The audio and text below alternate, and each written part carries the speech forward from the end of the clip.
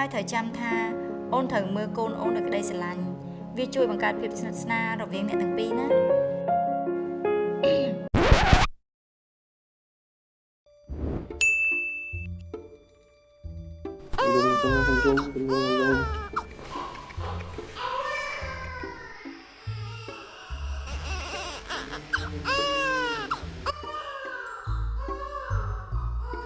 គាត់ឃើញទៅដឹង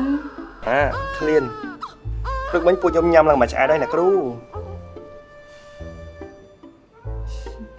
ខ្ញុំនិយាយរឿងកូនច័ន្ទហ៎មិននិយាយច័ន្ទឯងទេអូនដឹងអត់ពេលដែលកូនអូនយំវាជាសញ្ញាបង្ហាញថាកូនអូនឃ្លានចង់បើកដោះហើយអូអញ្ចឹងយើងត្រូវតែលឿននិងត្រៀមខ្លួនឲ្យដូចជា idol លេខ7ខ្ញុំអញ្ចឹងចាត្រូវហើយនេះជាសញ្ញាទាំង5ដែលបញ្ជាក់ថា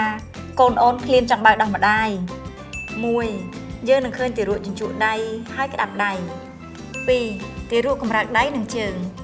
3ទារកហាមាត់និងហៀទឹកមាត់4ទារកកម្រើកខ្លួនទៅជិតដោះម្ដាយហើយក្បាលងាករកចុងដោះម្ដាយ5ទារកលៀនអណ្ដាត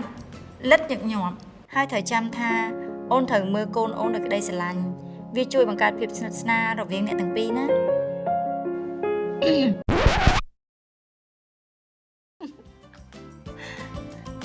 កុំចាំដល់ពេលកូនយំចូលដាក់កូនបើកភ្លាមៗរាល់ពេលដែលអ្នកឃើញសញ្ញាទាំង5នេះ